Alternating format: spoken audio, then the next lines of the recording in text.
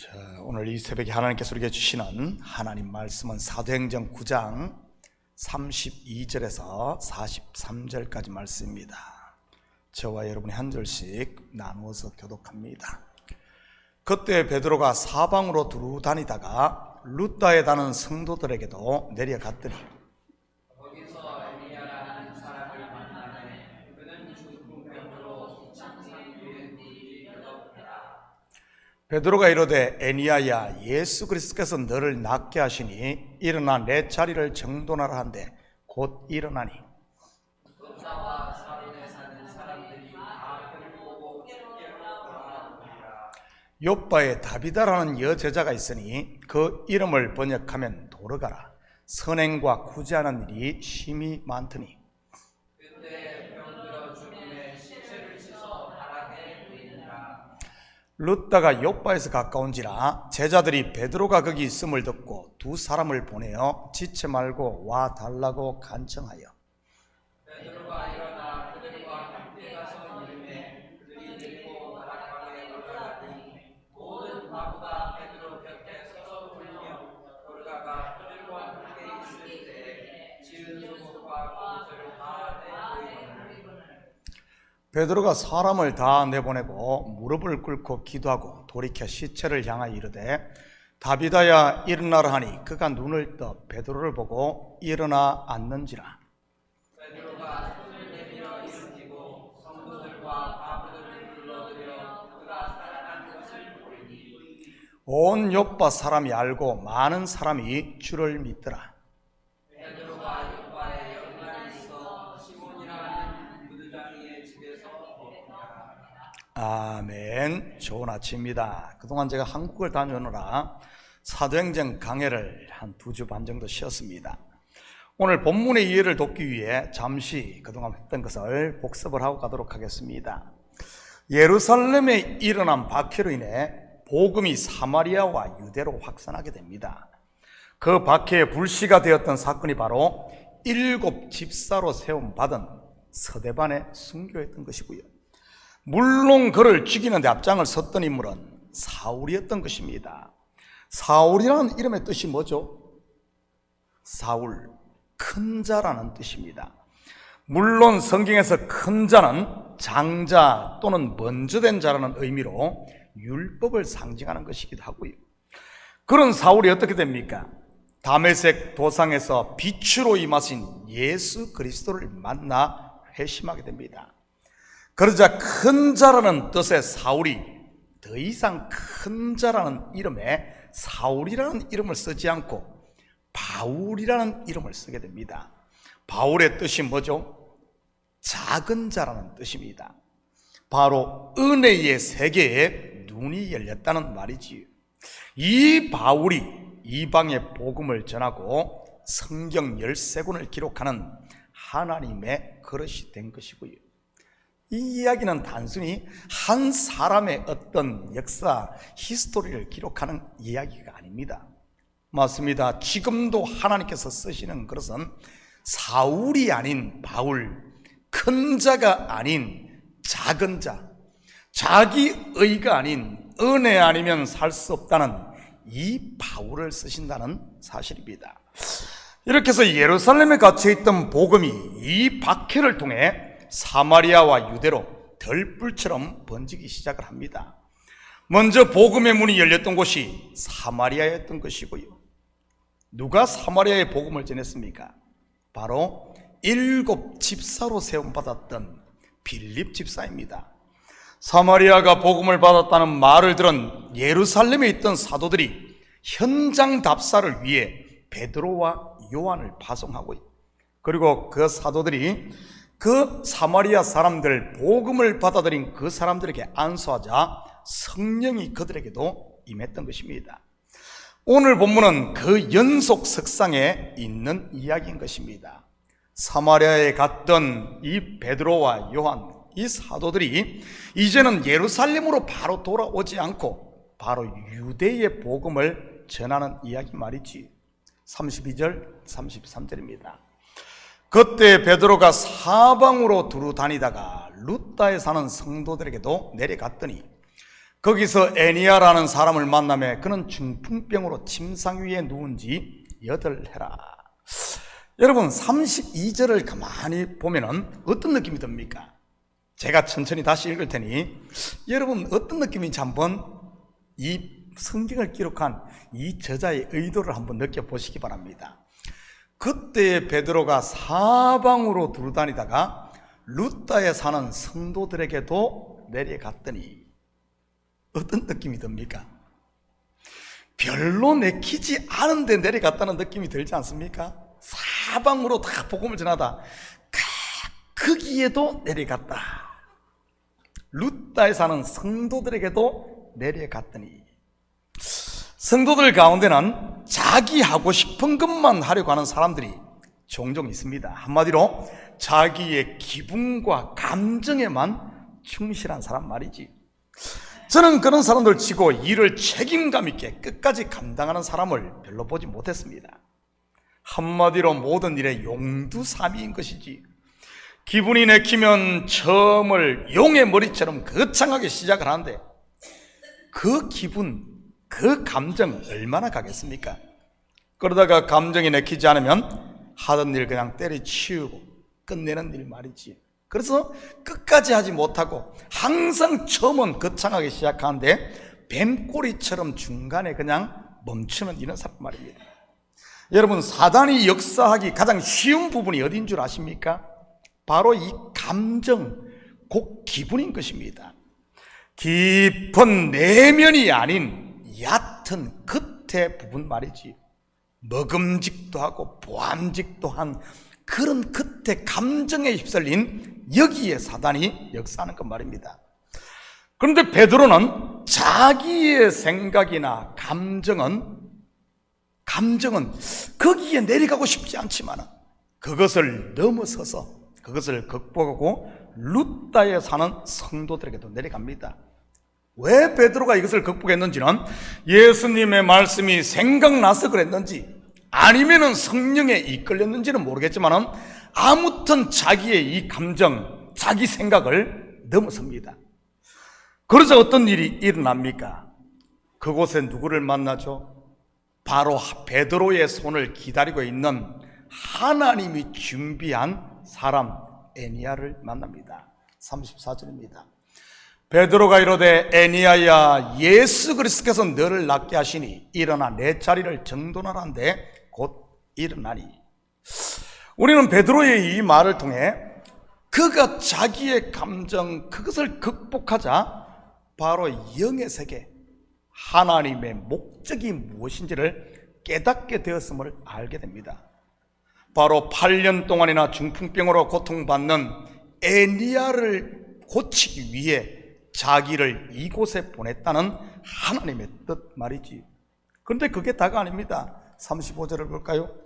루다와 샤론에 사는 사람들이 다 그를 보고 주께로 돌아오니라.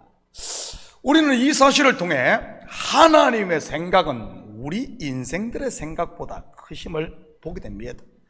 애니야만 일으킨 것이 아니라 그를 통해 루다와 샤론 곧 유대 지방에 하나님의 복음이 전파되고 있으니 말이지. 예루살렘을 넘어 사마리아와 온 유대의 말입니다. 우리는 이런 경계를 넘는 이야기가 여기만 나오는 것이 아님을 보게 됩니다. 이방의 복음을 전하게 된 가이사라에 살고 있는 고넬료라는 백부장에게 복음을 전할 때도 이 베드로의 상식, 이것을 극복하기 위해 하나님께서 그에게 환상을 보여주며 하는 것을 보게 됩니다. 그리고 그것을 극복했을 때 준비된 고넬료를 만나는 것 말이지. 뿐만 아니라 사도 바울 또한 나중에 그가 복음을 전하기 원했던 것은 소아시아 지방이었습니다. 드로아 지역. 그곳에 한참 부흥이 일어나고 있었으니까요. 그런데 하나님께서 어떻게 합니까? 하나님께서는 이 복음을 유럽 마게도냐 지역으로 전하기 위해 하나님께서 다시 사도 바울의 그 상식, 자기의 생각, 자기 감정, 기분 이것들을 깨뜨리는 것을 보게 됩니다.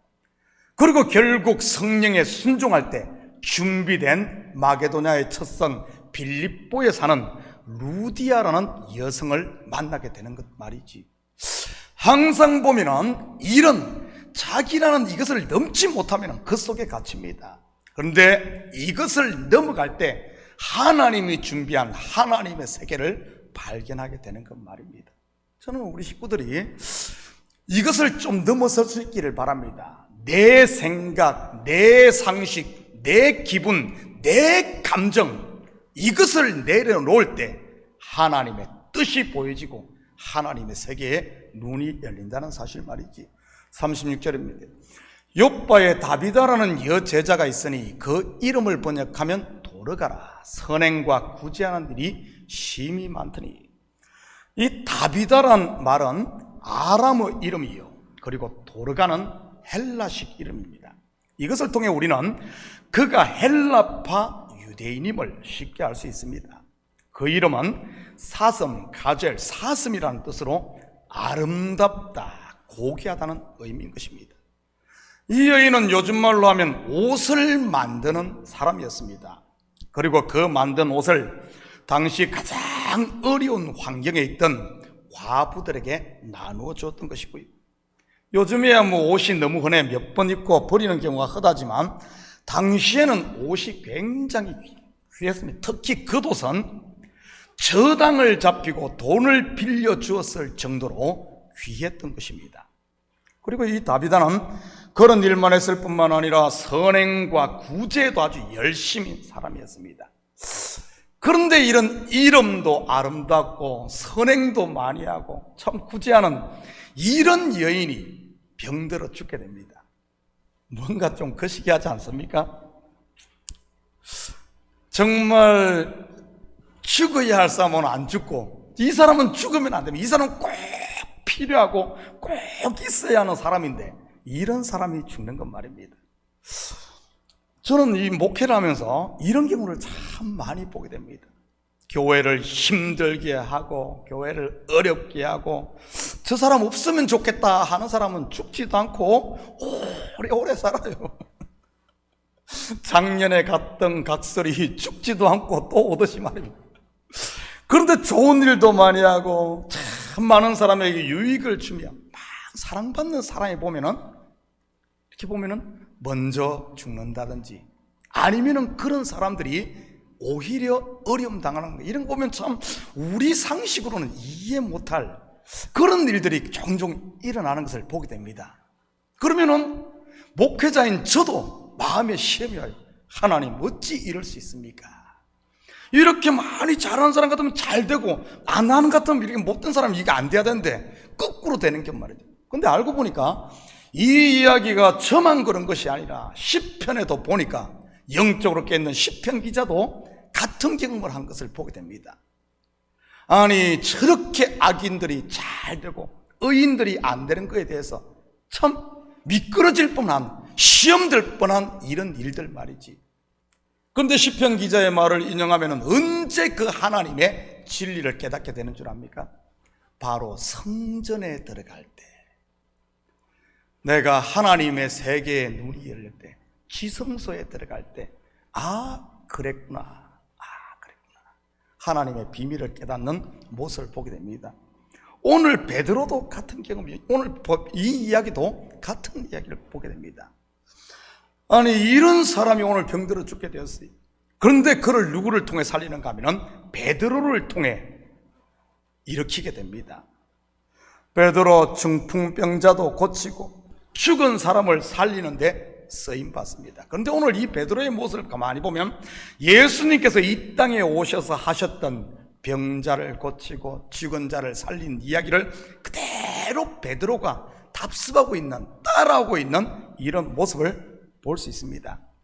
그런데 오늘 죽었던 이 다비다, 선한 일을 했던 이 다비다, 그런데 이 죽었던 다비다가 살아남으로 말미암아 그가 지금까지 했던 선행보다 더 큰 역사가 일어나는 것을 보게 됩니다. 이 사람이 죽었다 살아남으로 말미암아 욥바에 있는 많은 사람들이 주께로 돌아오며 단순히 육신의 우리의 삶의 도움을 받았던 사람들이 이제는 이 다비다를 통해 그 영혼이 구원받는, 주께로 돌아오는 이 복음을 받게 되는 이런 놀라운 역사 말이죠. 이것을 통해 하나님께서 이런 선한 여인, 이 여인을 단순히 그냥 선행으로만 쓰임받는 것이 아니라 죽었다 살아남으로 말미암아 정말 영원히 주었던 지옥에 있던 이 백성들을 생명으로 일으키는 이렇게 쓰임받는 모습을 보게 됩니다. 뿐만 아니라 여러분, 욥바라는 곳이 어디입니까? 지금으로 말하면 이 욥바는 지금 이스라엘의 수도인 텔아비브를 말합니다. 텔아비브에 가면은 지금도 욥바라는 그 성이 한쪽 옆에 있어요. 보입니다. 텔아비브 중심 타운에서 해변에서 보면 욥바가 눈에 보여요. 바로 텔아비브입니다. 여러분, 바닷가 항구 마을의 특징이 뭡니까? 지금도 그러죠. 바닷가 항구 지역, 바닷가 지역에 보면은 많은 미신들이 많고 이 복음을 잘 받아들이지를 않습니다. 그리고 당시 이 욥바는 유럽으로 가는 백길이 있는 곳입니다. 다시 말해 이 욥바가 복음을 받아들임으로 말미암아 이방으로 가는, 유럽으로 가는 이 복음의 문이 열리는 첫 단추와 같은 그런 역할을 했던 것이지. 그리고 이 욥바의 복음이 전해지자 어떤 일이 일어난 줄 압니까? 근데 이 뭡니까? 이 바닷가에 완악한 이 사람들의 마음의 문을 열고 복음을 받는데 하나님께서 쓰신 것이 답이다. 바로 하나님의 사람 아닙니까? 열심히 일하고 선행을 많이 하고 그를 죽여서 살림으로 쓰는 모습을 보게 됩니다. 우리는 비슷한 모습을 앞에서 이미 보았어요. 다른 사람도 아닌 7 집사로 쓰임받고 뭡니까? 설교하고 했던 서대반을 순교시킴으로 말미암아 그렇게 완악했던, 율법주의에 빠져 완악했던 이 사도 바울이라는 사람을 건져내는 모습 말이지. 이것을 통해 우리는 하나님께서 우리 생각에는 상식적으로 이해가 안 되는 것 같지만은 하나님의 생각은 우리의 생각보다 항상 크심을 보게 됩니다. 애니아를 고치고 다비다를 살린 사건은 다음 장에 이어지는 가이사라에 있는 로마의 백부장 고넬료에게 베드로를 통해 복음을 전하는데 큰 역할을 합니다. 왜냐하면 베드로 또한 유대인 중에 유대인으로서 이 어떤 사도 바울 못지않게 이방에 대한 이방의 복음을 전하는 것에 대한 거부감이 강했던 사람입니다. 그런데 하나님께서는 이 뭡니까? 애니아를 고치고 다비다를 살리는 사건을 통해 베드로의 마음을 준비시키고 있었던 것입니다. 하나씩 깨뜨림으로 말미암아 그리고 결국에는 이방의 복음을 문을 여는 이 고넬료, 백부장 고넬료에게 복음을 전함으로 말미암아 이방의 문을 열어놓는, 우리가 일반적으로 생각할 때 이방의 전도자, 복음 전한 사람은 사도 바울이라고 생각하는데 그러지 않아요. 베드로가 먼저 문을 활짝 열어놓습니다. 그 열린 문으로 사도 바울이 본격적으로 일을 하게 되는 이런 모습을 보게 되죠. 사랑하는 성도 여러분, 이 베드로가 지금 문을 열고 이방의 문을 열은 이 첫 단추가 무엇이었습니까? 출발이 무엇이었습니까?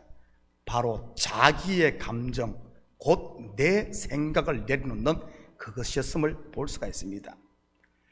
그것을 내려놓고 한 발 한 발 애니아 루따에서 욥바로, 욥바에서 가이사라로, 가이사라의 백부장 고넬료를 통해서 이제는 로마로 복음이, 이방으로 복음이 활짝 열리는 이 사실을 볼 수가 있는 것이지. 여러분, 우리말에 천리길도 한 걸음부터라는 말이 있습니다. 여러분, 그 한 걸음이 뭐겠어요?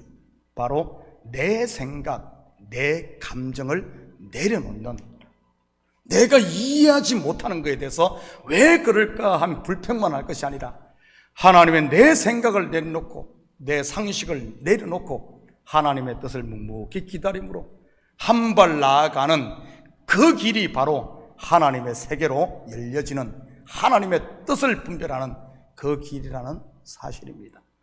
나는 우리 식구들이 오늘 하루도 여러분 내 생각에 따라 움직이지 말고 내 생각이, 내 계획이, 내 감정이 이렇다 할지라도 말씀 의지하고 성령의 인도함을 따라서 첫 발을 내디딤으로 말미암아 나를 향한 하나님의 뜻, 우리 교회를 향한 하나님의 뜻, 이 시대를 향한 하나님의 뜻에 동참하고 그 뜻을 분별하여 오늘 베드로처럼 이방의 문을 여는, 다른 사람의 닫힌 문을 여는 이런 하나님의 일꾼으로 쓰임받는 우리 식구들 되기를 예수님의 이름으로 축복합니다. 같이 기도하십시다. 사랑의 아버지 하나님, 참으로 감사를 드립니다. 이 새벽을 깨우시고 다시 주님 앞에 서게 하심을 참으로 감사를 드립니다. 우리의 마음을 사로잡고 있는 것이 무엇입니까? 이 시간 아버지 하나님, 그것이 내 생각이요, 내 경험이요, 내 뜻이었다면 이 시간 십자가 앞에 내려놓음으로 말미암아 이제는 내 감정이 아니라 하나님이 기뻐하시는 일이 무엇인지 하나님의 마음이 내 마음에 읽혀지게 하시고, 내 뜻이 아니라 하나님의 뜻이 나를 주장하고, 이제는 아버지 하나님, 내가 왕인 삶이 아니라 주님이 나의 왕이요 나는 그리스도의 종으로 삶으로 말미암아 나를 통해 하나님의 뜻이 이루어지며 병든 자들이 치유되어지고 죽은 자가 살아나는 이 시대에 작은 예수로 사는 우리 성도들 될 수 있도록 축복하여 주시옵소서. 이 새벽도 간구하는 기도 제목마다 주님 들으시는 줄 믿사오며 이 모든 말씀 예수님의 이름으로 기도드립니다. 아멘.